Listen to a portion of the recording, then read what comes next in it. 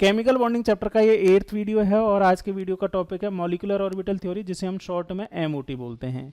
ये topic chemical bonding chapter का most important topic में से एक टॉपिक है, क्योंकि एग्जाम्स में हर साल इस टॉपिक में से क्वेश्चंस पूछे ही जाते हैं।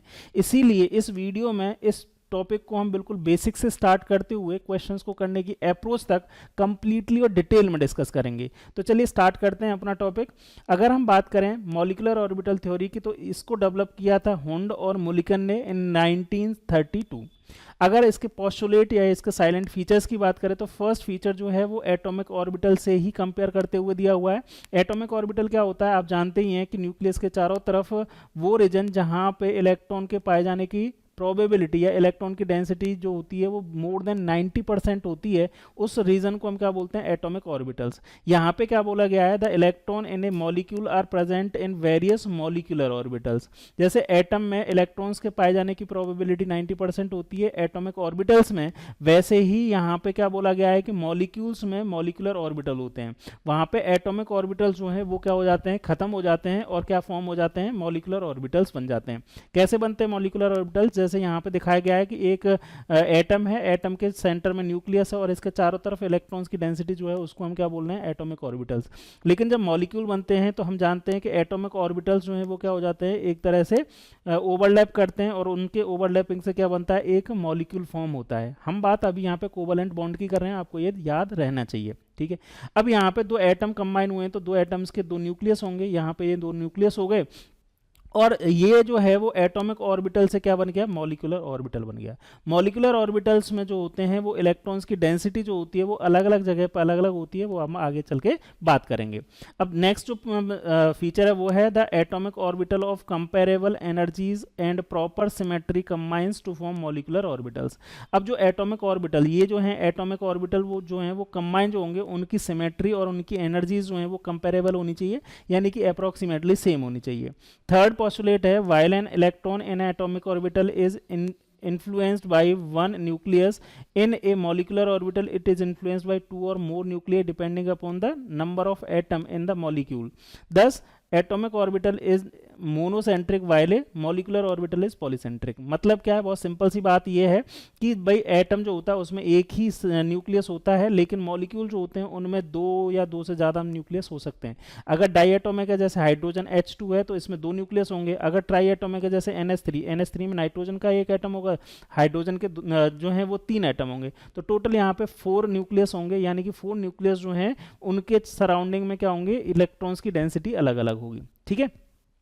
तो कहने का मतलब यहाँ पे सिंपल सा इतना सही था कि एटॉमिक ऑर्बिटल्स जो होते हैं वो मोनोसेंट्रिक होते हैं, मतलब एक ही न्यूक्लियस के चारों तरफ इलेक्ट्रॉन की डेंसिटी होती है, जबकि जो एटॉमिक मॉलिक्यूलर ऑर्बिटल्स होते हैं उनके अंदर एक से ज़्यादा न्यूक्लियस होते हैं, यानी कि मल्टी न्यूक्लियस होते हैं और इनकी चारों तरफ इलेक्ट्रॉन की डेंसिटी अलग अलग होती है। क्लियर। थर्ड पोस्टुलेट के बाद फोर्थ है आपका number of molecules molecular orbital formed is equal to the number of combining atomic orbitals. बहुत सिंपल सा है, जैसे हमने हाइब्रिडाइजेशन में पढ़ा था वैसे ही है कि जितने number of atomic orbital combine होंगे उतने ही नंबर में मॉलिक्यूलर ऑर्बिटल्स फॉर्म होंगे। जैसे अगर यहाँ पे दो एटॉमिक ऑर्बिटल कंबाइन हुए हैं तो दो ही यहाँ पे मॉलिक्यूलर ऑर्बिटल फॉर्म होंगे। जैसे एक एग्जांपल से समझ लो, जैसे एक s ऑर्बिटल है और दूसरा भी s ऑर्बिटल है, मतलब एक एटम का s ऑर्बिटल और दूसरे एटम का s ऑर्बिटल आपस में कंबाइन हुआ तो यहाँ पे दो एटॉमिक ऑर्बिटल कंबाइन हो रहे हैं तो दो ही नए मॉलिक्यूलर ऑर्बिटल्स बन जाएंगे। उनके नाम जो है वो अलग अलग हो जाएंगे। जैसे नेम जो है वो, जैसे 1s और 1s अगर किए हैं, ये कंबाइन हुए हैं, तो यहाँ पे नेम जो है वो कुछ इस तरह से दे दिया जाता है, सिग्मा 1s और सिग्मा स्टार 1s। इनके नेम और इनकी एनर्जी जो है वो अलग अलग हो जाती हैं, लेकिन उतने नंबर जो है वो क्या होगी, बिल्कुल सेम होगा। जैसे यहाँ पे दो हैं तो यहाँ पे भी दो एटॉमिक मॉलिक्यूलर ऑर्बिटल बनेंगे। यहाँ पे दो एटॉमिक ऑर्बिटल्स हैं तो यहाँ पे जो है वो दो क्या बनेंगे, मॉलिक्यूलर ऑर्बिटल्स बनेंगे। अब यहाँ पे दो मॉलिक्यूलर ऑर्बिटल्स जो हैं उनकी एनर्जीज जो हैं वो डिफरेंट डिफरेंट हो जाएंगी, ठीक है। इनके नेम क्या है, जैसे यहाँ पे जो स्टार जहाँ पे लगा हुआ होता है, जैसे ये इसमें स्टार लगा हुआ है, इसको हम बोलते हैं एंटी बॉन्डिंग, और जिसके अंदर स्टार नहीं लिखते हैं वो होता है बॉन्डिंग, ठीक है। तो यहाँ पे दो तरह के ऑर्बिटल हो गए, बॉन्डिंग मॉलिक्यूलर ऑर्बिटल और एंटी बॉन्डिंग मॉलिक्यूलर ऑर्बिटल्स। इनकी एनर्जीज की अगर हम बात करें तो एनर्जी किसकी ज़्यादा होती है, जो एंटी बॉन्डिंग मॉलिक्यूलर ऑर्बिटल होती है उनकी एनर्जी ज़्यादा होती है, बॉन्डिंग मॉलिकुलर ऑर्बिटल्स होती हैं उनकी एनर्जीज कम होती हैं। ये सारे अभी हम पोस्टुलेट्स पढ़ रहे हैं, क्वेश्चंस वाले जो पार्ट है वो थोड़ा आगे जाके है, तो उस चीज़ से क्वेश्चन बनते हैं। यहाँ से इनमें से बहुत ज़्यादा क्वेश्चंस नहीं बनते, लेकिन हाँ ये एंटी बॉन्डिंग वर्ड क्या है, बॉन्डिंग का मतलब क्या है, इन सभी चीज़ों के बारे में ये बेसिक थ्योरी से ही आपको समझ में आएगा। ठीक है, नेक्स्ट वाला पॉइंट जो मैंने अभी आपको बताया वो ये, bonding molecular orbital has lower energy and greater stability than corresponding to anti bonding molecular orbitals. Clear, मतलब जो स्टेबिलिटी और एनर्जी की अगर हम बात करेंगे तो एनर्जी जो होगी वो एंटी बॉन्डिंग मॉलिकुलर ऑर्बिटल्स की एनर्जी ज़्यादा होगी, और जो बॉन्डिंग मॉलिकुलर ऑर्बिटल हैं, बॉन्डिंग मॉलिकुलर ऑर्बिटल्स हैं, उनकी एनर्जी कम होगी।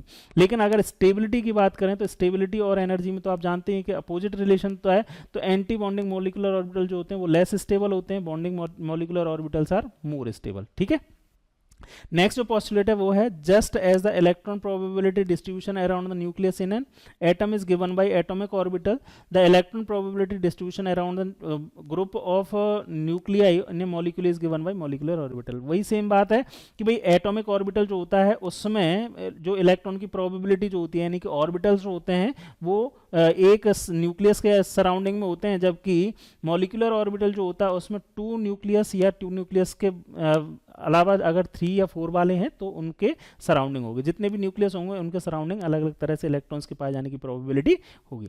नेक्स्ट जो है वो है, the molecular orbital like atomic orbital are filled in according with the of principle obeying the Pauli's exclusion principle and Hund rule. बहुत सिंपल सी बात बोल देता हूँ, ये हुंड रूल और ये सारी चीज़ें हम पढ़ चुके हैं। इन्होंने क्या बोला है कि पाउली रूल को फॉलो करते हैं। जैसे यहाँ पे अगर हम बात करें, ये 1s और 1s ये आपस में कंबाइन हुए, यानी कि अगर इसको मैं सिमेट्रिकल सिंबॉलिक फॉर्म में लिखूँ तो इस तरह से लिख सकता हूँ, ये 1s है और ये भी 1s है, तो इनमें इनकी जो है एनर्जी जो है वो रीडिस्ट्रीब्यूट हो जाती है, यानी कि एक जो है वो लो एनर्जी बन जाता है जिसको हम बॉन्डिंग बोलते हैं, तो यहाँ पे बॉन्डिंग बन गया, और एक जो है वो दूसरा बन जाएगा। मैं इधर की साइड में लिख देता हूं, ये बॉन्डिंग बन गया और ये क्या बन गया आपका, एंटी बॉन्डिंग मॉलिकुलर ऑर्बिटल बन गया। अब हुंड रूल और ये क्या बताते हैं कि हुंड रूल बोलते हैं कि जो एनर्जी जो है, एनर्जी के अगर इंक्रीजिंग ऑर्डर में देखोगे तो सबसे पहले जो है जो ऑर्बिटल फिल होंगे वो कम एनर्जी वाले ऑर्बिटल्स हैं, उनमें इलेक्ट्रॉन सबसे पहले फिल होगा। लेकिन अगर 2 ऑर्बिटल ऐसे हैं जिनकी एनर्जी जो है वो इक्वल है, तो इनमें सबसे पहले दोनों में एक एक इलेक्ट्रॉन अनपेयर्ड होगा, फिर उसके बाद में ही पेयरिंग होगी। ये दोनों रूल्स हैं जो हम ऑलरेडी जानते ही हैं। तो एनर्जी के इंक्रीजिंग ऑर्डर में फिल करना है, और अगर एनर्जी इक्वल है तो पहले सभी में एक एक इलेक्ट्रॉन जो है वो अनपेयर्ड फिल करेंगे। ये जो हम हुंड रूल और पाउली एक्सक्लूजन प्रिंसिपल की बात कर रहे हैं, जैसा हम एटॉमिक ऑर्बिटल्स के लिए करते हैं, सेम यहाँ पे हमें मॉलिकुलर ऑर्बिटल्स की करनी है।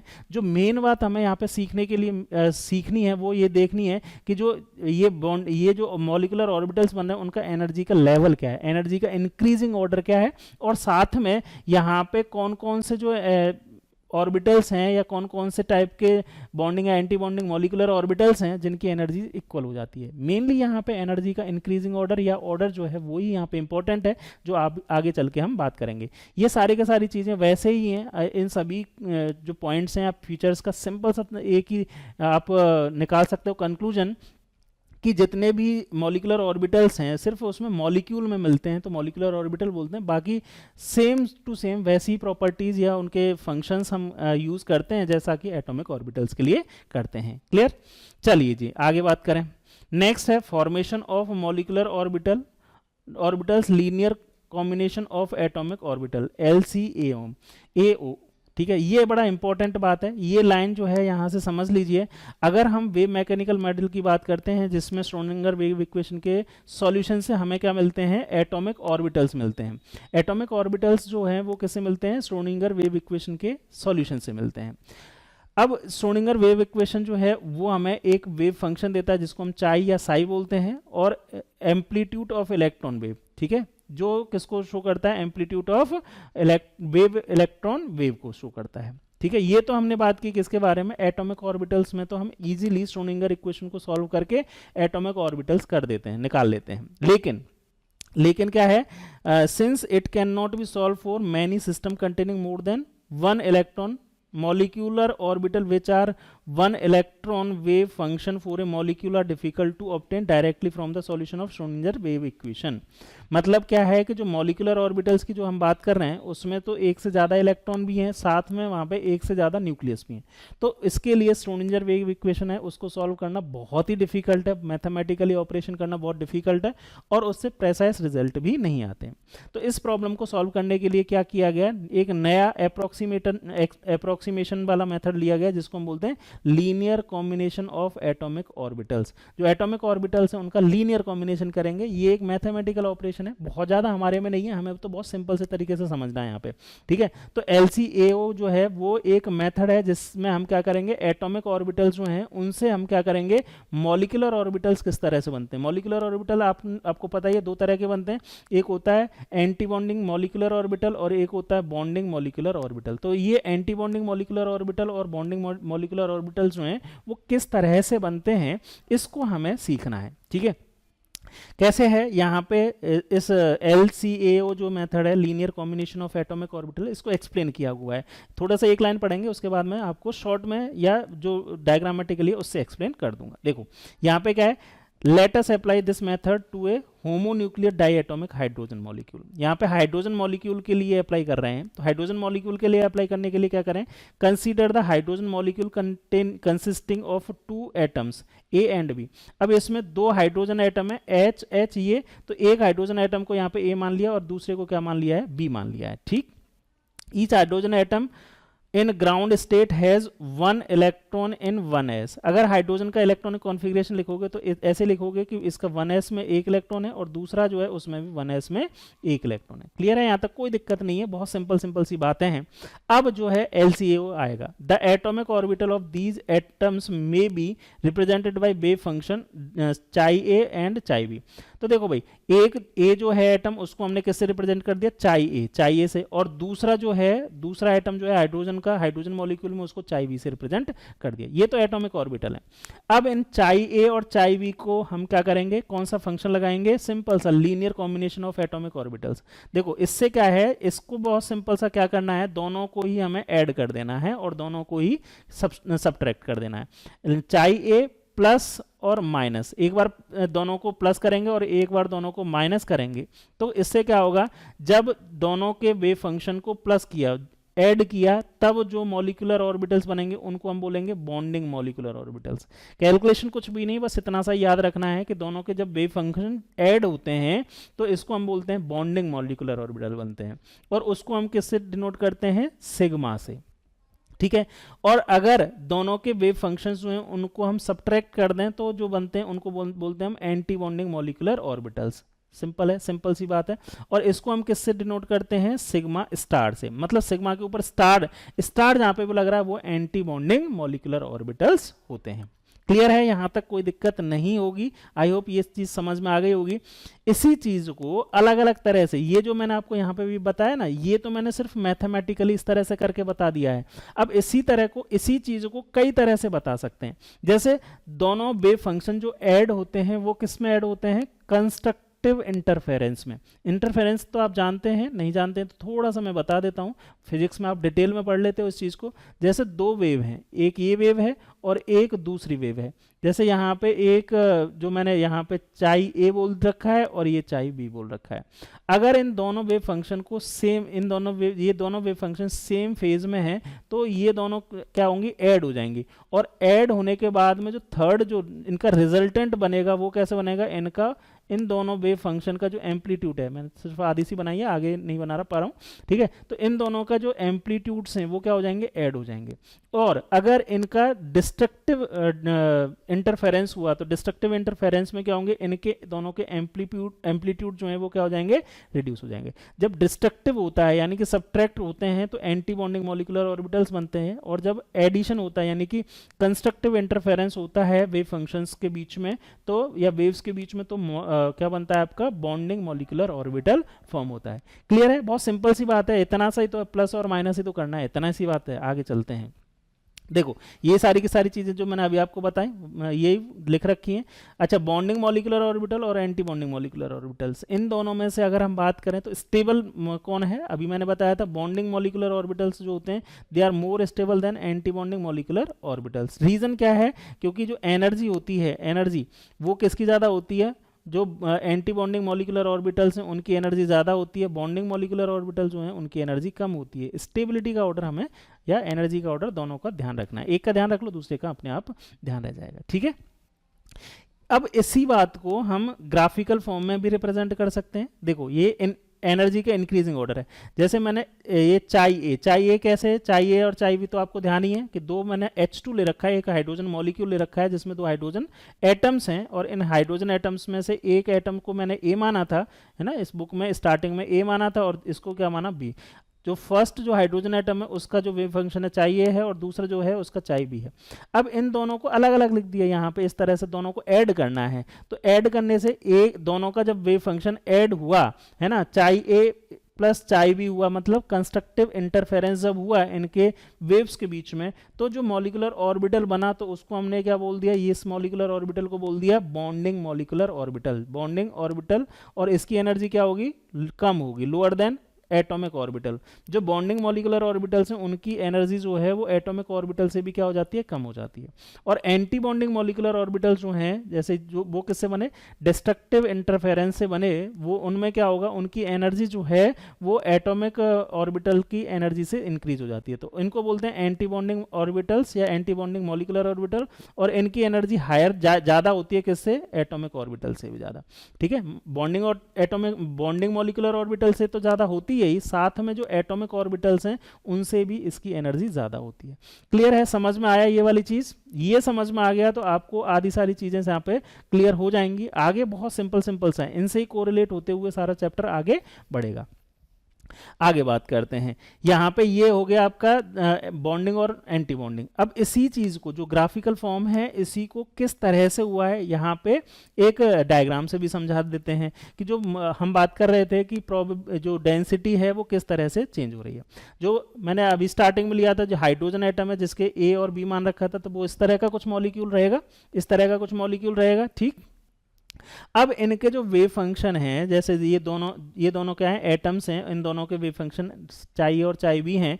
तो जब डिस्ट्रक्टिव इंटरफेरेंस हुआ तो मैंने आपको बताया था क्या बना था भाई? डिस्ट्रक्टिव इंटरफेरेंस से हमारे पास anti bonding molecular orbital form हो रहा है, और एंटी बॉन्डिंग मॉलिक्यूलर ऑर्बिटल को आप देखोगे तो यहाँ पे कुछ इस तरह का बनता है, मतलब बीच में, इनके बीच में क्या होती है? इलेक्ट्रॉन डेंसिटी जीरो हो जाती है, और इलेक्ट्रॉन डेंसिटी जहां जीरो होती है उसको आप जानते ही हो क्या बोलते हैं? नोडल प्लेन बोलते हैं। मतलब एंटी बॉन्डिंग मॉलिक्यूलर ऑर्बिटल के बिल्कुल बीच में यहाँ पे क्या होता है? बिल्कुल बीच में एक नोडल प्लेन फॉर्म हो जाता है। जबकि जब दोनों के वेव फंक्शन ऐड हो जाते हैं और कंस्ट्रक्टिव इंटरफेरेंस होता है तो दोनों के जो बीच की जो बीच वाला स्पेस है या लोकेशन है, यहाँ पे इलेक्ट्रॉन की डेंसिटी सबसे ज़्यादा होती है। यानी कि ये दोनों न्यूक्लियस हैं और दोनों न्यूक्लियस के बीच में इलेक्ट्रॉन की डेंसिटी सबसे ज़्यादा है। तो इस तरह का जो होगा इसको हम क्या बोलेंगे? बॉन्डिंग ऑर्बिटल या बॉन्डिंग मॉलिक्यूलर ऑर्बिटल बोलेंगे। बॉन्डिंग मॉलिक्यूलर ऑर्बिटल किससे बनता है? कंस्ट्रक्टिव इंटरफेरेंस से बनता है। ये छोटे छोटे से क्वेश्चंस आप आंसर कर सकते हैं। क्लियर है? आगे चलते हैं। ये सारा का सारा कंस्ट्रक्टिव और इंटरफेरेंस और ये डिस्ट्रक्टिव इंटरफेरेंस, ये सारा मैंने आपको यहाँ पे एक्सप्लेन कर दिया है। क्लियर? यही सारी चीज़ें हैं जो मैंने अभी आपको बताई हैं, वही सारी की सारी चीज़ें यहाँ पे लिखी हुई हैं, चाहे तो एक बार इसको पढ़ सकते हैं। नेक्स्ट टॉपिक है जो है वो बड़ा इंपॉर्टेंट है, condition for the combination of atomic orbitals. कौन से एटॉमिक ऑर्बिटल कंबाइन करेंगे? जैसे हाइब्रिडाइजेशन में हमने पढ़ा था अप्रोक्सीमेटली सेम एनर्जी वाले एटॉमिक ऑर्बिटल्स जो हैं वो कंबाइन होकर हाइब्रिड ऑर्बिटल्स बनाते हैं। यहाँ पे क्या कंडीशन है? यहाँ पे पहली कंडीशन है combining atomic orbital must have the same और नियरली द सेम, मतलब ज्यादातर यहाँ पे सेम एनर्जी वाले ही होंगे। जब हेट्रो एटॉमिक के लिए बात करेंगे, हेट्रो एटॉमिक मॉलिक्यूलर ऑर्बिटल्स की बात करेंगे तो उसमें नियरली सेम है, लेकिन अभी हमारे सिलेबस में जो है वो सिर्फ होमो एटॉमिक मॉलिक्यूल्स के लिए स्टडी है। तो यहाँ पे हम ये मान सकते हैं सेम या नियरली सेम जो एनर्जी होगी ऑर्बिटल्स की, एटॉमिक ऑर्बिटल्स की, वो ही क्या बनाएंगे? मॉलिक्यूलर ऑर्बिटल्स फॉर्म करेंगे। जैसे 1s और 1s इन दोनों एटॉमिक ऑर्बिटल की एनर्जी बिल्कुल सेम है, इसीलिए ये कंबाइन करके मॉलिक्यूलर ऑर्बिटल फॉर्म कर सकते हैं। लेकिन 1s और 2s इन दोनों एटॉमिक ऑर्बिटल्स की एनर्जीज डिफरेंट है, इसीलिए ये आपस में कंबाइन करके मॉलिक्यूलर ऑर्बिटल फॉर्म नहीं करेंगे। सेकंड कंडीशन है आपकी, the combining atomic orbital must have the same symmetry around the molecular axis. मतलब जो एटॉमिक ऑर्बिटल कंबाइन कर रहे हैं उनकी मॉलिक्यूलर एक्सिस के अराउंड सिमेट्री सेम होनी चाहिए। जैसे एक एटम का एटॉमिक ऑर्बिटल है pz, तो दूसरे एटम का pz ही क्या करेगा, कंबाइन करेगा, तो मॉलिक्यूलर ऑर्बिटल फॉर्म होंगे। लेकिन अगर ऐसा हुआ कि एक एटम का pz एटॉमिक ऑर्बिटल दूसरे एटम के px एटॉमिक ऑर्बिटल के सामने आया, तो ये आपस में कंबाइन नहीं करेंगे और कोई मॉलिक्यूलर ऑर्बिटल फॉर्म नहीं होगा। थर्ड जो कंडीशन है वो है the combining atomic orbital must overlap to maximum extent. जो एटॉमिक ऑर्बिटल कंबाइन हो रहे हैं वो मैक्सिमम ओवरलैपिंग होगी, तभी मॉलिक्यूलर ऑर्बिटल्स फॉर्म होंगे। तो ये बात हुई कंडीशंस की। नेक्स्ट हम बात करते हैं टाइप ऑफ मॉलिक्यूलर ऑर्बिटल्स की। मॉलिक्यूलर ऑर्बिटल्स के नेमिंग की बात करें तो यहाँ पे सिग्मा, पाई या डेल्टा इस तरह के नेम जो हैं वो मॉलिक्यूलर ऑर्बिटल्स को दिए जाते हैं।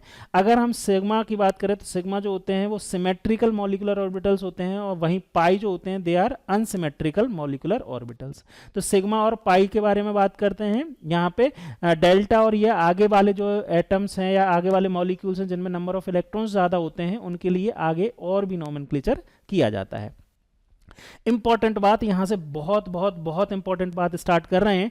तो देखो किस तरह से बॉन्ड फॉर्म होते हैं, किस तरह से यहाँ पे चीजें हैं। बहुत सिंपल सी बातें हैं, बहुत सिंपल सी बातें हैं, लेकिन ध्यान से समझते जाना। यहां से the linear combination of 1s orbital centered on two nuclei produce two molecular orbital which are symmetrically around the bond axis। ध्यान से समझना, अगर हम बात करें कि यहाँ पे 1s ऑर्बिटल है, 1s एक एटम का ऑर्बिटल और दूसरे एटम का भी 1s ऑर्बिटल आपस में कंबाइन हुए, तो ये क्या बनाएंगे, सिग्मा 1s और sigma star 1s। Sigma 1s है, इसको हम बोलेंगे कि बॉन्डिंग मॉलिक्यूलर ऑर्बिटल, और सिग्मा स्टार 1s जो है इसको हम बोलेंगे एंटी बॉन्डिंग मॉलिक्यूलर ऑर्बिटल्स। ये दोनों जो हैं वो सिमेट्रिकल होंगे अराउंड द बॉन्ड एक्सिस। वहीं अगर एक एटम का p ऑर्बिटल दूसरे एटम के p ऑर्बिटल के साथ में कंबाइन करता है तो दो तरह के मॉलिक्यूलर ऑर्बिटल फॉर्म होते हैं, जिनको हम सिग्मा मॉलिक्यूलर ऑर्बिटल और पाई मॉलिक्यूलर ऑर्बिटल्स बोलते हैं। Sigma molecular orbital symmetrical molecular orbital होते हैं, जबकि पाई मॉलिक्यूलर ऑर्बिटल्स होते हैं वो असिमेट्रिकल मॉलिक्यूलर ऑर्बिटल्स होते हैं। ये किस तरह से बनते हैं इनको थोड़ा सा डिटेल में आप एक बार समझ लीजिए। जैसा कि आपको पहले बताया कि एक एटम का s ऑर्बिटल दूसरे एटम के s ऑर्बिटल के साथ में कंबाइन होता है, तो दो तरह के मॉलिक्यूलर ऑर्बिटल बनते हैं, जिनको बॉन्डिंग मॉलिक्यूलर ऑर्बिटल और एंटी बॉन्डिंग मॉलिक्यूलर ऑर्बिटल बोलते हैं। अब इनका नेमिंग किस तरह से है, इनका नेम किस तरह से लिखा है, इसको एक बार समझिए। देखो जैसे 1s तो इनमें पहले से लिखा हुआ होता है, जो एटॉमिक ऑर्बिटल्स होते हैं उनको 1s 2s इस तरह से लिखते हैं। लेकिन हम जानते हैं कि ss जो एटॉमिक ऑर्बिटल्स होते हैं वो जब कंबाइन होते हैं तो उनसे सिग्मा बॉन्ड फॉर्म होता है। इसीलिए जब ss एटम की ओवरलैपिंग होती है तो यहाँ पे देखो सिग्मा सिग्मा लिखा हुआ है। अब बॉन्डिंग जो होता है उसके आगे तो कुछ नहीं लगाते हैं, लेकिन एंटी बॉन्डिंग जो मॉलिक्यूलर ऑर्बिटल्स होते हैं उनके लिए स्टार वर्ड लगा देते हैं। इसीलिए एंटी बॉन्डिंग जो होते हैं उनके लिए सिग्मा स्टार और बॉन्डिंग मॉलिक्यूलर ऑर्बिटल्स के लिए सिग्मा यूज करते हैं। इसी तरह से अगर आप देखोगे 2s और 2s, मतलब एक एटम का 2s ऑर्बिटल दूसरे एटम के 2s ऑर्बिटल के साथ में कंबाइन होगा तो उससे भी बॉन्डिंग मॉलिक्यूलर ऑर्बिटल और एंटी बॉन्डिंग मॉलिक्यूलर ऑर्बिटल्स बनेंगे। अब इनके नेम कैसे होंगे, देखो ये जो है वो 2s तो ऐसे ही लिखेंगे जो कि हम एटॉमिक ऑर्बिटल में लिखते हैं, लेकिन क्योंकि यहाँ पे भी ss और एटॉमिक ऑर्बिटल्स आपस में कंबाइन हो रहे हैं तो उनके आगे हम लगाएंगे सिग्मा और सिग्मा स्टार। सिग्मा किसके लिए लगाएंगे, जो बॉन्डिंग मॉलिक्यूलर ऑर्बिटल होगा, और सिग्मा स्टार जो एंटी बॉन्डिंग मॉलिक्यूलर ऑर्बिटल होगा। ये तो बात हुई आपकी ss ओवरलैपिंग की या ss कॉम्बिनेशन की। लेकिन अगर एटम जो हैं उनके एक एटम का p ऑर्बिटल दूसरे एटम के p ऑर्बिटल के साथ में कंबाइन होगा तो किस तरह से नेम लिखेंगे इसको समझ लीजिए। आप जानते हैं कि जो p ऑर्बिटल्स होते हैं उनमें 3 p ऑर्बिटल होते हैं, px, py और pz। इसी तरह से दूसरा एटम जो होगा उसके भी px, py और pz, यही 3 ऑर्बिटल्स होंगे। अब यहाँ पे जो इंटर न्यूक्लियर एक्सिस है, मतलब आप जानते हैं कि जो p ऑर्बिटल्स होते हैं वो तीनों एक दूसरे के साथ में 90 डिग्री के एंगल पे होंगे। ये मैंने पहले एटम के जो ऑर्बिटल हैं p ऑर्बिटल उनको लिख दिया। इसी तरह से दूसरा एटम होगा उसके भी तीनों ऑर्बिटल्स होंगे वो 90 डिग्री के एंगल पे होंगे। अब जब ये आपस में कंबाइन होंगे, जो न्यूक्लियस जो है वो एक दूसरे के जब पास आएंगे तो वो हम मान के चल रहे हैं कि जेड एक्सिस के अलोंग वो क्या करते हैं, कॉम्बिनेशन होता है। तो जो पीजेड जो इनके ऑर्बिटल्स हैं वो तो क्या करेंगे, एक एक्सिस पे ओवरलैप होंगे, और एक्सिस पे ओवरलैप होते हैं या कंबाइन होते हैं तो उनसे जो बॉन्ड बनता है वो सिग्मा बॉन्ड बनता है। वहीं जब पैरेलल ओवरलैपिंग होती है, ये जो ओवरलैपिंग है इस तरह के जो है पी एक्स या पी वाई की जो ओवरलैपिंग होगी, पी एक्स और पी वाई की ओवरलैपिंग जो होगी वो साइड वाइज ओवरलैपिंग है, और उनसे जो बॉन्ड बनते हैं वो पाई बॉन्ड्स बनते हैं। इसीलिए जो पी ऑर्बिटल्स की जब कॉम्बिनेशन होता है तो उनमें एक तो सिग्मा बॉन्ड बनते हैं या सिग्मा मॉलिक्यूलर ऑर्बिटल्स बनते हैं, और दो क्या बनते हैं, पाई ऑर्बिटल्स बनते हैं, पाई मॉलिक्यूलर ऑर्बिटल्स बनते हैं। अब सिग्मा जो मॉलिक्यूलर ऑर्बिटल है वो भी टू टाइप्स के होंगे, एक होगा सिग्मा यानी कि बॉन्डिंग मॉलिक्यूलर ऑर्बिटल, और एक होगा sigma star anti bonding molecular orbital. इसी तरह से यहाँ पे जो दो बने हैं इनमें भी एक होगा बॉन्डिंग मॉलिक्यूलर ऑर्बिटल, एक होगा एंटी बॉन्डिंग मॉलिक्यूलर ऑर्बिटल। दूसरा पाई होगा उससे भी एक बॉन्डिंग मॉलिक्यूलर ऑर्बिटल, एक होगा एंटी बॉन्डिंग मॉलिक्यूलर ऑर्बिटल। इस तरह से हम नेम लिखते हैं। कैसे लिखेंगे यहाँ पे इसको भी समझ लो। देखो जैसे 2pz और 2pz दोनों आपस में एक एक्सिस पे या इंटरन्यूक्लियर एक्सिस पे कंबाइन हुए तो इनसे सिग्मा बॉन्ड फॉर्म हुआ, और इनसे क्योंकि यहाँ पे दो मॉलिक्यूलर एटॉमिक ऑर्बिटल्स आपस में कंबाइन हो रहे हैं तो इनसे दो ही मॉलिक्यूलर ऑर्बिटल बनेंगे। इनका नेम क्या हो जाएगा, सिग्मा 2pz और सिग्मा स्टार 2pz। ठीक है, जो सिग्मा 2pz है ये बॉन्डिंग मॉलिक्यूलर ऑर्बिटल, जहाँ पे स्टार लग रहा है वो एंटी बॉन्डिंग मॉलिक्यूलर ऑर्बिटल होगा। अब यहाँ पे देखो, यहाँ पे 2px और 2px जो हैं वो दोनों आपस में अगर कंबाइन होंगे तो उनसे एक बॉन्डिंग मॉलिक्यूलर ऑर्बिटल बन जाएगा जिसका नाम लिखेंगे पाई 2px, और एंटी बॉन्डिंग जो होगा उसको पाई स्टार 2px लिखेंगे। यहाँ पे समझ में आ रहा है ना, ये जो है क्यों पाई लिख रहे हैं यहाँ पे, क्योंकि यहाँ पे इनके जो ओवरलैपिंग होगी या ये कॉम्बिनेशन जब करेंगे तो ये कोलैटरल या साइड वाइज ओवरलैपिंग करेंगे जिसकी वजह से पाई बॉन्ड फॉर्म होता है। इसी तरह से px और py जब आपस में ओवरलैप करेंगे तो उनसे भी एक बॉन्डिंग मॉलिक्यूलर ऑर्बिटल बनेगा, एक एंटी बॉन्डिंग मॉलिक्यूलर ऑर्बिटल बनेगा। और वो कौन से बनेंगे, पाई बॉन्ड फॉर्म होता है पाई 2p बाई, और यहाँ पे पाई स्टार 2py, ये मॉलिक्यूलर ऑर्बिटल्स बनेंगे। तो ये तो हमने बात कर ली कि किस तरह से मॉलिक्यूलर ऑर्बिटल्स बनते हैं, उनके नेमिंग किस तरह से होता है। अब जो सबसे इंपॉर्टेंट, इस टॉपिक का सबसे इंपॉर्टेंट बात जो है वो मैं आपको समझा रहा हूँ। जैसे हमने अभी एटॉमिक ऑर्बिटल्स जो हैं उनकी एनर्जी लेवल की अगर आप बात करोगे, इलेक्ट्रॉनिक कॉन्फ़िगरेशन लिखते हैं इंक्रीजिंग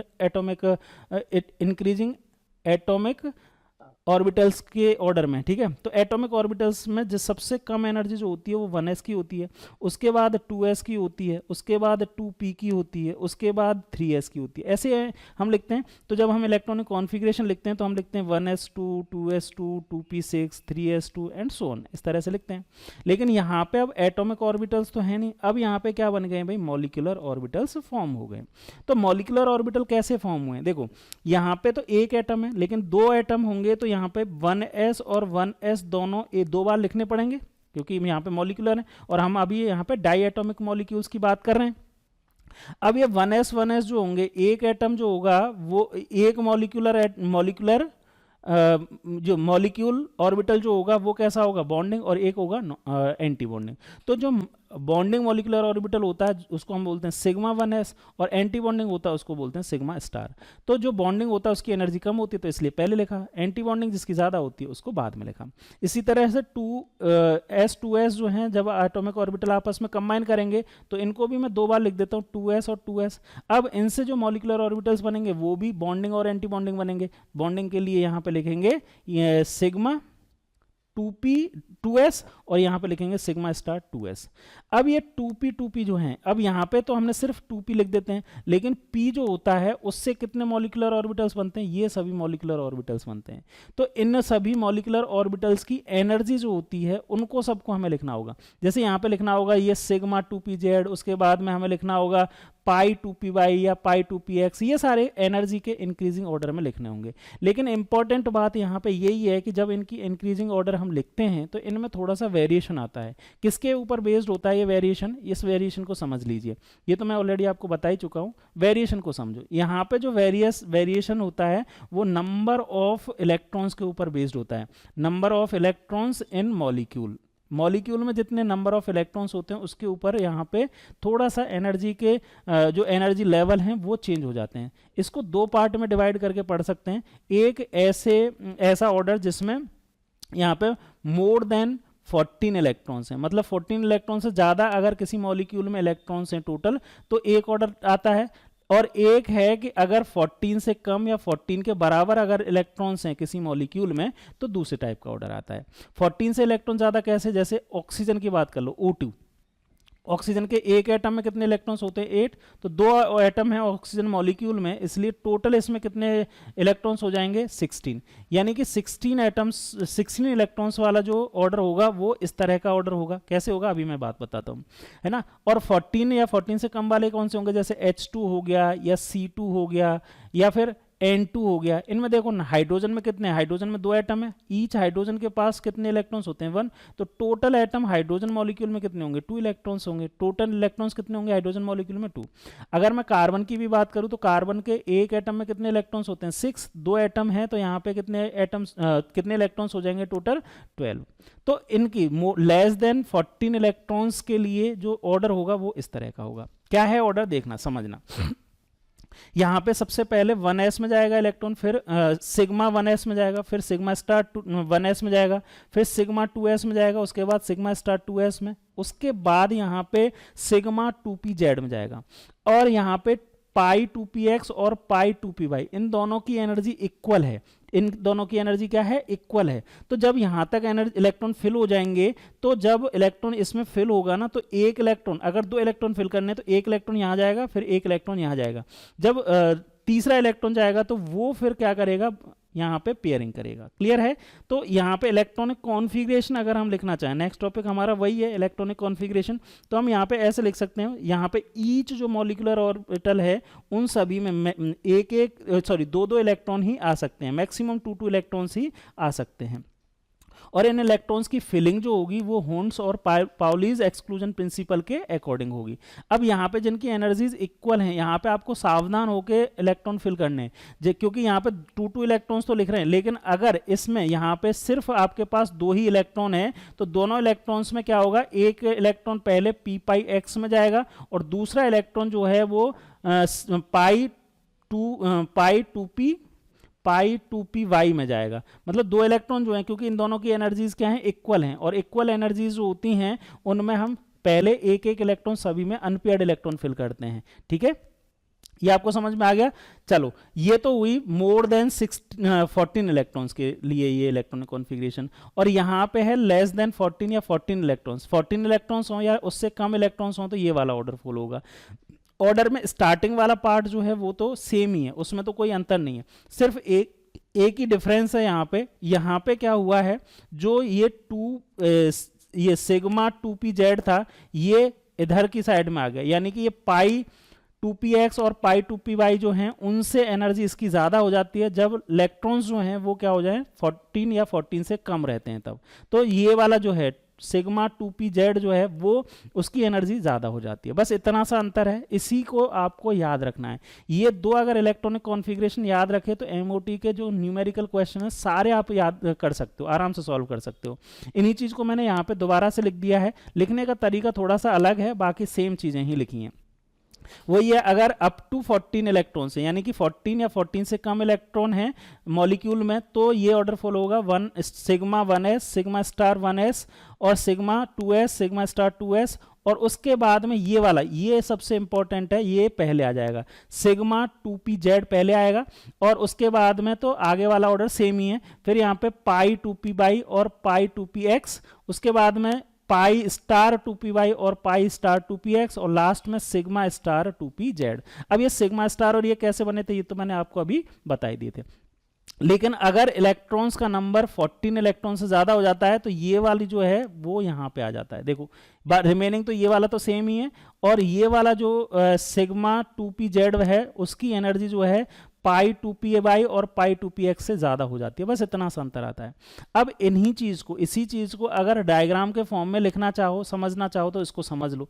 देखो सबसे कम एनर्जी जो है वो किसकी है, सिग्मा 1s की, फिर उसके बाद सिग्मा स्टार 2s की, उसके बाद सिग्मा 2s की, उसके बाद सिग्मा स्टार 2s की, उसके बाद में जो है यहाँ पे मैं लेस देन 14 वाले के लिए लिखूंगा तो सिग्मा 2pz, और सिग्मा 2pz के बाद में यहाँ पे पाई 2py और पाई 2 2pz, ये इन दोनों की एनर्जी क्या है, इक्वल है, इन दोनों की एनर्जी कैसी है, इक्वल, तो यहाँ पे इक्वल लिख दिया। उसके बाद में ये वाला जो है पाई स्टार 2py और पाई स्टार 2px, इन दोनों की भी एनर्जी इक्वल है, तो इनको भी एक साथ लिख दिया। और सबसे ज्यादा एनर्जी जो है वो है सिग्मा स्टार 2pz की, तो ये इंक्रीजिंग ऑर्डर में, एनर्जी के इंक्रीजिंग ऑर्डर में हमने लिख दिया। अच्छा, ये कौन से लिख रहे हैं, ये क्या चीज बन रहे हैं, ये वाले जो हैं 2py 2p 2p 2s 1s, ये हैं एटॉमिक ऑर्बिटल्स। इधर की साइड में भी एटॉमिक ऑर्बिटल है और इधर की साइड में भी एटॉमिक ऑर्बिटल है, और सेंटर में जो लिखे हैं वो लिखे हैं मॉलिक्यूलर ऑर्बिटल। ठीक है, इसी तरह से अगर मोर देन 14 इलेक्ट्रॉन्स के लिए लिखें तो मोर देन 14 इलेक्ट्रॉन्स के लिए बस इतना सा, ये वाला जो है वो कहाँ चला जाएगा, यहाँ चला जाएगा, देखो यहाँ पे चला गया। ये वाला जो पार्ट है sigma 1s, sigma star 1s, sigma 2s, sigma star 2s, यहाँ तक तो कोई दिक्कत नहीं है। लेकिन यहाँ पे सिग्मा जो 2pz आना चाहिए था वो ऊपर चला गया। पाई 2py और पाई 2px, इन दोनों की एनर्जी जिनकी इक्वल होती है वो यहाँ पे पहले लिख दिए गए। बाकी पाई स्टार 2py और पाई स्टार 2px इनको लिखा, और लास्ट में पाई सिग्मा स्टार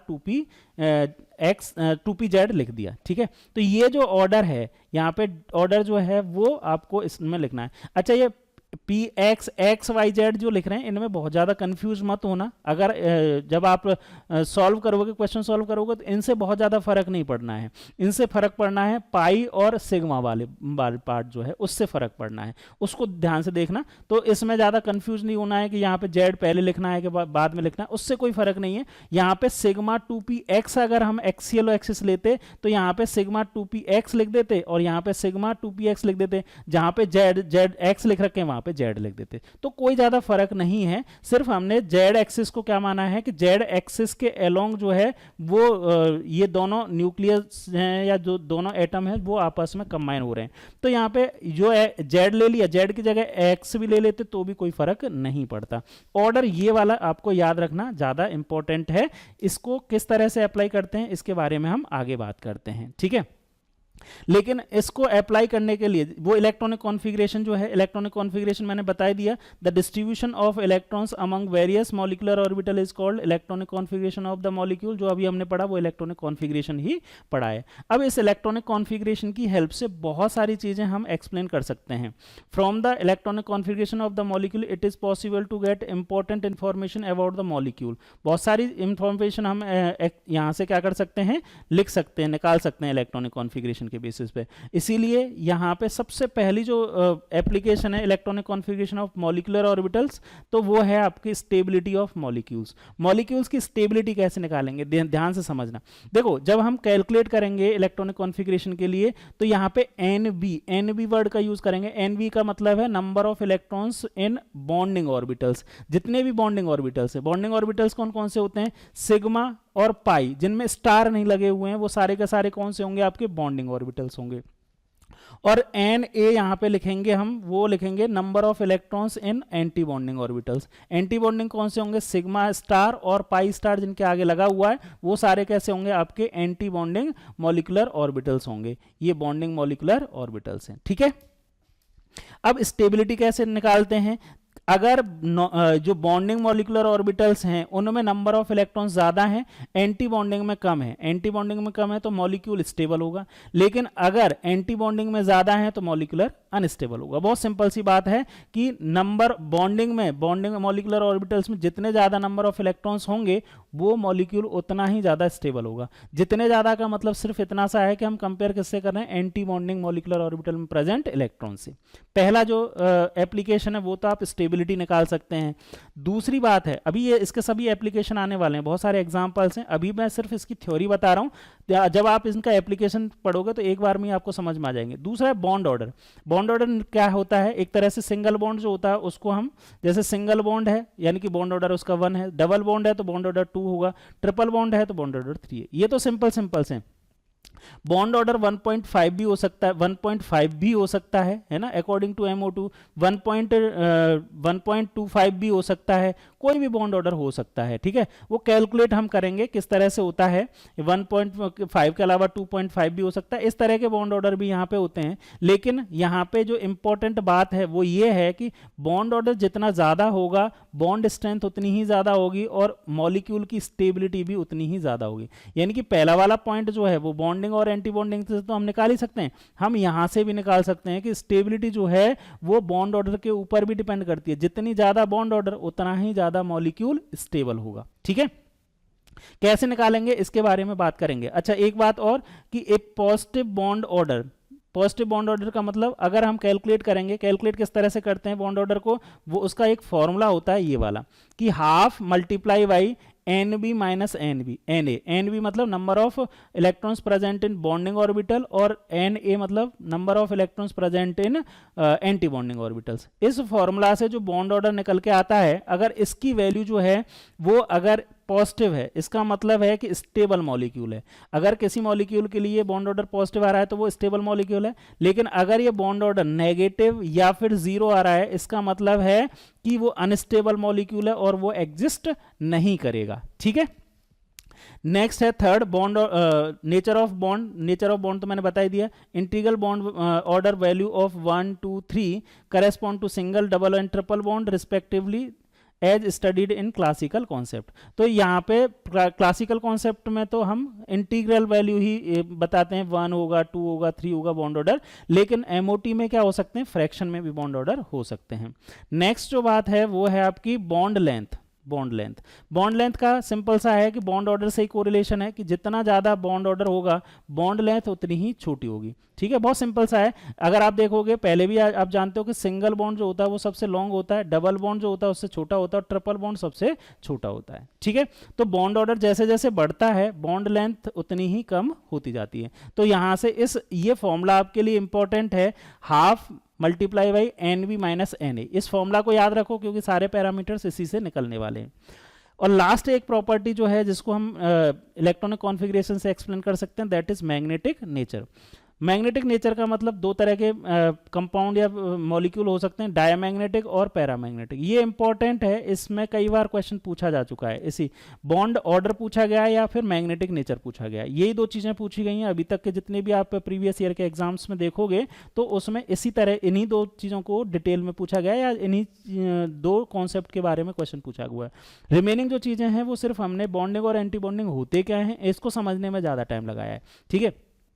अच्छा, डायमैग्नेटिक क्या होता है? डायमैग्नेटिक का मतलब होता है ऐसे मॉलिक्यूल्स जो मैग्नेटिक फील्ड से रिपेल होते हैं, और पैरामैग्नेटिक का मतलब होता है ऐसे मॉलिक्यूल्स जो इससे मैग्नेटिक फील्ड से अट्रैक्ट होते हैं। इसको डी एंड पी ऐसे याद रखो, डी मतलब दूर है ना, डी मतलब दूर। हिंदी में डी को कैसे लिखोगे, हिंदी रोमन में लिखूं तो दूर। दूर का मतलब क्या होता है कि जो रिपेल करे, मतलब जो मैग्नेटिक फील्ड है उससे रिपेल हो। और पी मतलब क्या होता है, पास। पास मतलब पास में आए, ठीक है। तो पास में जो आएगा यानी कि वो अट्रैक्ट होगा, ऐसे याद रख लो। पी मतलब पास और डी मतलब दूर। जो मैग्नेटिक फील्ड से दूर जाता है वो डायमैग्नेटिक, और जो मैग्नेटिक फील्ड को फील्ड से अट्रैक्ट होता है, पास आता है, वो पैरामैग्नेटिक, ठीक है। ऐसे आप याद रख लेना इसको, ठीक। अच्छा, ये तो हुई इनका मतलब, लेकिन यहाँ पे कैसे आप इसको यूज़ करोगे, यहाँ पे कैसे यूज़ करोगे, तो कैसे निकालोगे कि डायमैग्नेटिक है पैरामैग्नेटिक। अगर अनपेयर्ड सारे के सारे जितने भी इलेक्ट्रॉन्स हैं वो सारे के सारे पेयर्ड हो जाएं तो वो कैसा हो जाएगा मॉलिक्यूल, डायमैग्नेटिक। अगर इलेक्ट्रॉनिक मॉलिकुलर जो ऑर्बिटल्स हैं उनमें उनका इलेक्ट्रॉनिक कॉन्फ़िगरेशन लिखा और उसमें कोई भी अनपेयर्ड इलेक्ट्रॉन बच गया, मतलब अनपेयर्ड इलेक्ट्रॉन्स प्रेजेंट हैं, तो वो कैसा होगा आपका पैरामैग्नेटिक। बहुत सिंपल सा है, ये पहले भी जानते हो आप लोग, नहीं जानते हो तो याद रख लेना कि अनपेयर्ड इलेक्ट्रॉन होते हैं तो पैरामैग्नेटिक, और पेयर्ड होते हैं सारे के सारे इलेक्ट्रॉन्स जो हैं पेयर्ड हैं तो वो कैसा होगा मॉलिक्यूल, पैरामैग्नेटिक। इतना पढ़ने के बाद में अब हम बात करते हैं मॉलिकुलर ऑर्बिटल थ्योरी के एप्लीकेशन, जिसमें फर्स्ट एप्लीकेशन पढ़ेंगे हाइड्रोजन मॉलिक्यूल का फॉर्मेशन और इसके डिफरेंट पैरामीटर्स का एक्सप्लेनेशन। हाइड्रोजन मॉलिक्यूल जो है उसमें 2 इलेक्ट्रॉन्स होंगे, क्योंकि ईच एटम के पास में 1 इलेक्ट्रॉन होता है, 2 एटम है 2 इलेक्ट्रॉन हो गए। इसका मॉलिकुलर ऑर्बिटल इलेक्ट्रॉनिक कॉन्फ़िगरेशन लिखेंगे तो यहाँ पे फर्स्ट जो मॉलिकुलर ऑर्बिटल है सिग्मा 1s, इसमें ही दोनों इलेक्ट्रॉन्स आ जाएंगे, क्योंकि एक ऑर्बिटल में 2 इलेक्ट्रॉन्स आते हैं।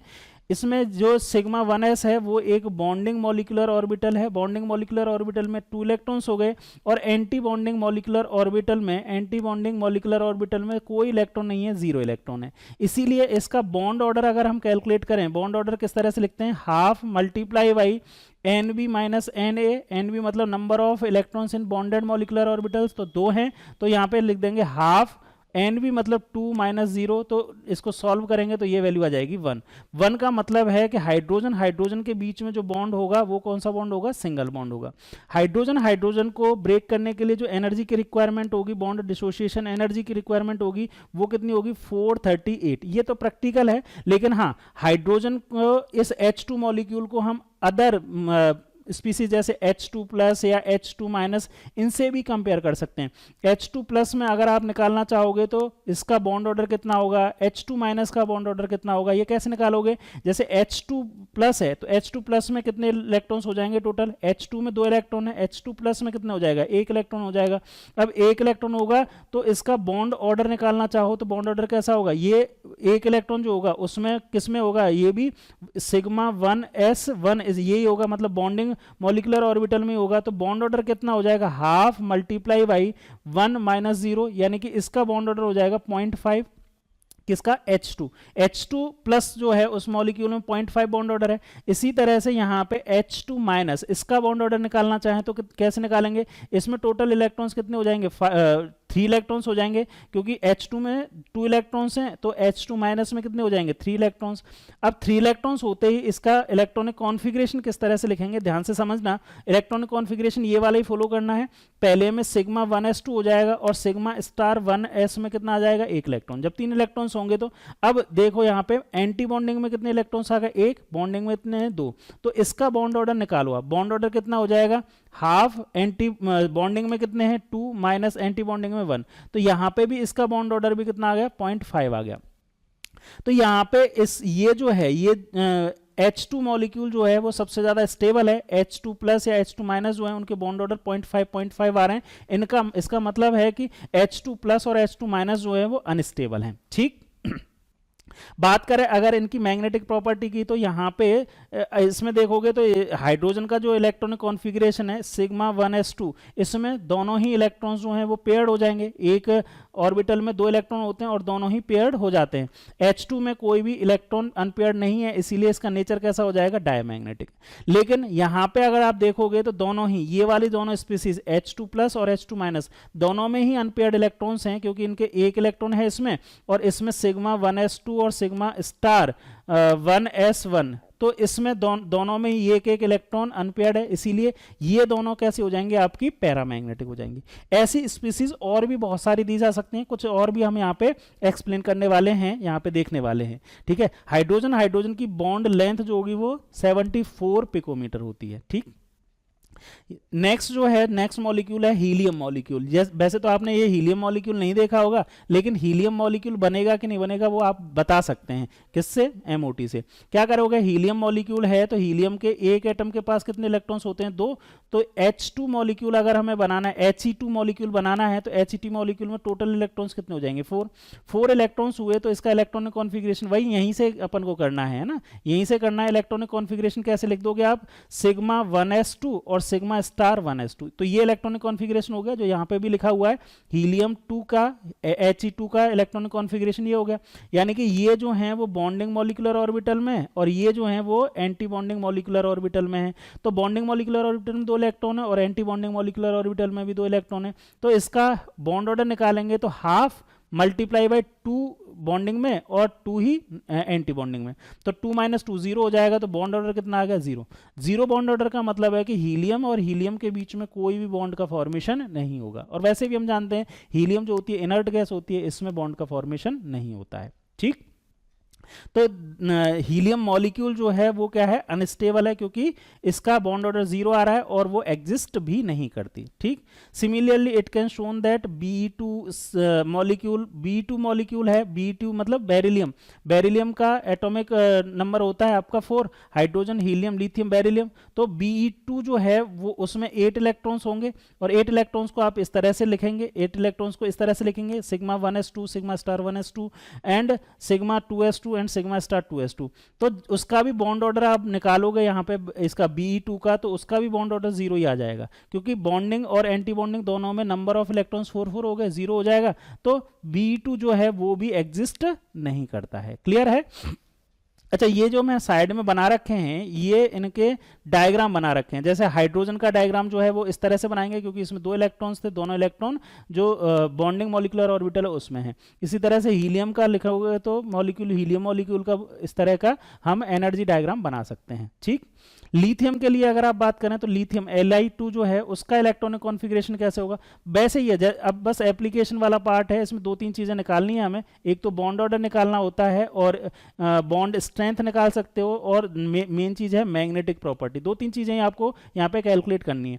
तो Li2 जो है उसमें टोटल इलेक्ट्रॉन्स कितने होंगे, 6, क्योंकि Li का एटॉमिक नंबर 3 है, तो एक एटम में 3 इलेक्ट्रॉन्स, तो 2 में कितने हो जाएंगे, 6 इलेक्ट्रॉन। तो टोटल 6 इलेक्ट्रॉन्स हैं। 6 इलेक्ट्रॉन्स को भाई इसमें फिल करो, sigma 1s2, sigma star 1s2 and sigma 2s2, ये 6 इलेक्ट्रॉन्स हो गए। अब यहाँ पे बॉन्डिंग में कितने इलेक्ट्रॉन्स हैं, ये भी बॉन्डिंग है और ये भी बॉन्डिंग है, और ये कैसा है आपका एंटी बॉन्डिंग मॉलिक्यूलर ऑर्बिटल है। तो टोटल 4 इलेक्ट्रॉन्स जो हैं वो बॉन्डिंग मॉलिक्यूलर ऑर्बिटल में, 2 जो हैं वो किस में है, एंटी बॉन्डिंग में है।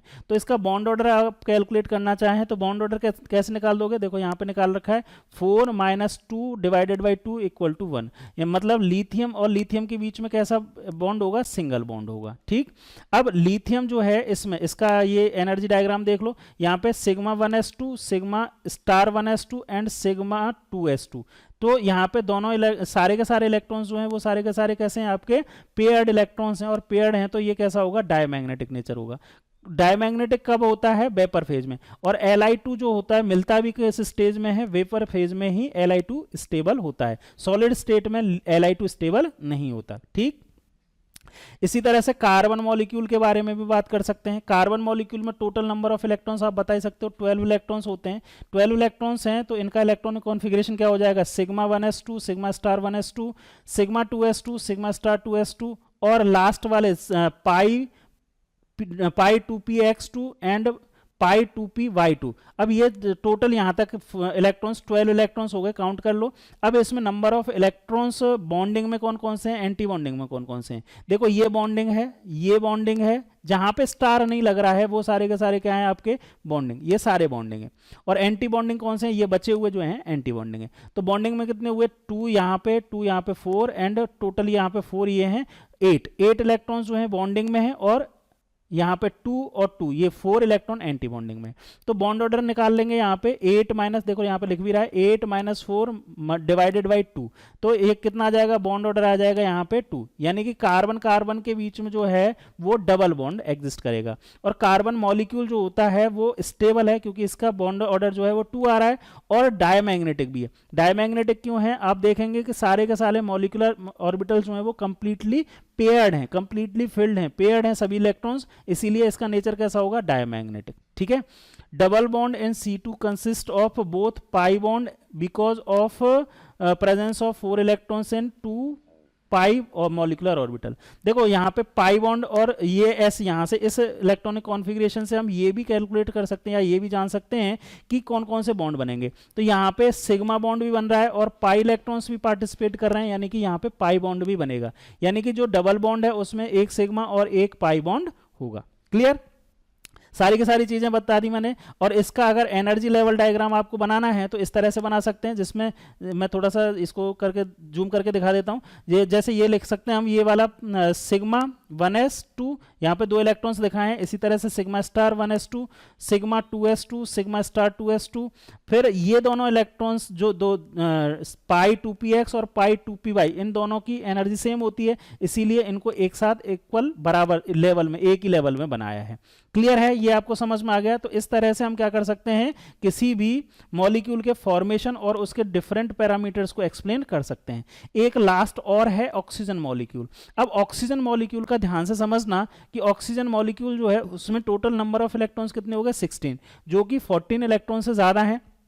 तो अभी तक जो हम ये वाला सीक्वेंस फॉलो कर रहे थे, अब 16 इलेक्ट्रॉन्स के लिए ये वाला सीक्वेंस फॉलो नहीं करेंगे, ये वाला सीक्वेंस फॉलो करेंगे, जिसमें क्या होगा, ये जो है सिग्मा 2pz जो है वो पहले आ जाएगा, सिग्मा 2pz जो है वो पहले यहाँ पे आ जाएगा, ठीक है। ये वाला इलेक्ट्रॉनिक कॉन्फ़िगरेशन हमें फॉलो करना है। अब 16 इलेक्ट्रॉन्स फिल करने हैं तो कैसे लिखेंगे, देखो यहाँ पे sigma 1s2 sigma star 1s2 sigma 2s2 sigma star 2s2, total कितने इलेक्ट्रॉन्स हो गए 8, सिग्मा पाई 2px और पाई 2py, इन दोनों में भी दो दो इलेक्ट्रॉन चले जाएंगे, कितने इलेक्ट्रॉन्स हो गए यहाँ पे 12, और 12 के बाद में यहाँ पे सिग्मा 2pz, ये 2 इलेक्ट्रॉन्स इसमें जाएंगे, और फिर बचे हुए बहुत इंपॉर्टेंट है यहाँ पे अब इलेक्ट्रॉन हो गए 14 इलेक्ट्रॉन्स हो गए, 2 4 6 8 10 12 14।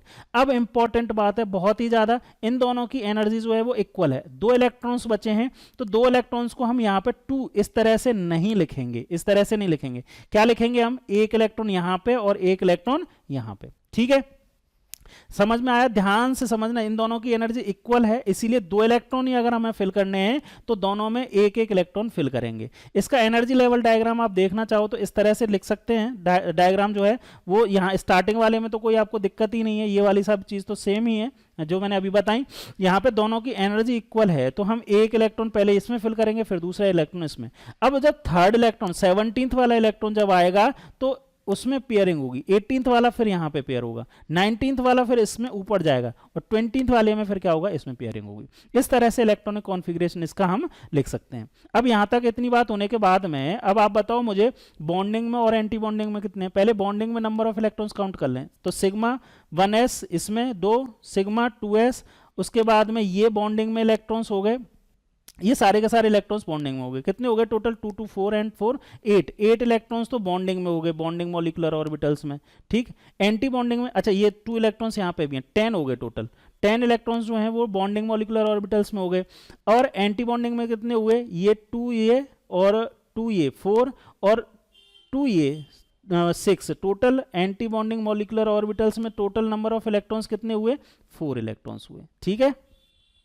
तो यहाँ पे नंबर ऑफ इलेक्ट्रॉन्स 4 है, 6 हुए, ये 2 यहाँ पे और 2 ये 4 और ये 2 6, टोटल 6 इलेक्ट्रॉन्स हुए आपके एंटी बॉन्डिंग मॉलिक्यूलर ऑर्बिटल्स में। तो बॉन्ड ऑर्डर हम निकालेंगे तो कैसे निकालेंगे, बॉन्डिंग मॉलिक्यूलर ऑर्बिटल के इलेक्ट्रॉन, बॉन्डिंग मॉलिक्यूलर ऑर्बिटल के electron minus anti bonding molecular orbital के इलेक्ट्रॉन मल्टीप्लाई बाई 1/2, तो इसको कैलकुलेट करोगे तो ये वैल्यू आ जाएगी 2। और हम जानते हैं कि ऑक्सीजन ऑक्सीजन के बीच में डबल बॉन्ड ही होता है, 2 बॉन्ड ऑर्डर का मतलब है डबल बॉन्ड, ठीक है। अब यहाँ पे इंपॉर्टेंट, सबसे ज्यादा इंपॉर्टेंट बात यही है कि इसका नेचर जो होगा वो कैसा है, पैरामैग्नेटिक। क्यों है पैरामैग्नेटिक, क्योंकि यहाँ पे देखो अनपेयर्ड इलेक्ट्रॉन्स हैं, यहाँ पे अनपेयर्ड इलेक्ट्रॉन्स हैं, चाहे तो यहाँ डायग्राम में देख लो, यहाँ पे जो है ये अनपेयर्ड इलेक्ट्रॉन्स हैं, इन अनपेयर्ड इलेक्ट्रॉन्स की वजह से ही वो ऑक्सीजन मॉलिक्यूल जो होता है वो कैसा होता है आपका, डायमैग्नेटिक नेचर का होता है। क्लियर, समझ में आया। तो O2 मॉलिक्यूल, इसके अलावा और भी बहुत सारे वेरिएशंस कर करके आपसे पूछे जा सकते हैं, जैसे O2 प्लस बोल दिया, O2 माइनस बोल दिया, या O2 -2 बोल दिया, इस तरह के वेरिएशंस भी कर सकते हैं। बस आपको करना क्या है, इनमें नंबर ऑफ इलेक्ट्रॉन्स काउंट कर लेना। जैसे इसमें नंबर ऑफ इलेक्ट्रॉन्स 18 हो गए, तो 18 इलेक्ट्रॉन्स को यहाँ पे इलेक्ट्रॉनिक कॉन्फ़िगरेशन में फिल करो और वहाँ से बॉन्ड ऑर्डर, नेचर, सब चीज़ें निकाल सकते हो। O2 माइनस है तो यहाँ पे टोटल नंबर ऑफ इलेक्ट्रॉन्स कितने हो गए, 17 हो गए। O2 प्लस है तो यहाँ पे नंबर ऑफ टोटल इलेक्ट्रॉन 15 हो गए। बस ये इतना सा ही करना है हमें, और कुछ ज़्यादा करना नहीं है। ये नंबर ऑफ इलेक्ट्रॉन्स काउंट करना है जो भी स्पीसीज दे रखी हैं, और उनका बॉन्ड ऑर्डर निकाल लो, मैग्नेटिक नेचर निकाल लो, स्टेबिलिटी भी आप कंपेयर कर सकते हैं, जिसका बॉन्ड ऑर्डर जितना ज़्यादा वो उतना ही ज़्यादा स्टेबल होगा। क्लियर। तो ये सारी की सारी चीजें यहाँ पे इस तरह से भी दे रखी हैं जो मैंने अभी आपको बताए थे। एनर्जी लेवल डायग्राम मैंने सभी के इंडिविजुअल बना दिए, यहाँ पे एक साथ दे रखे हैं। क्लियर है। तो ये इस तरह से आपकी मॉलिक्यूलर ऑर्बिटल थ्योरी कंप्लीट होती है। एक छोटा सा टॉपिक और बच रहा है, हाइड्रोजन बॉन्डिंग, इसको नेक्स्ट वीडियो में हम कंप्लीट कर देंगे। Thank you.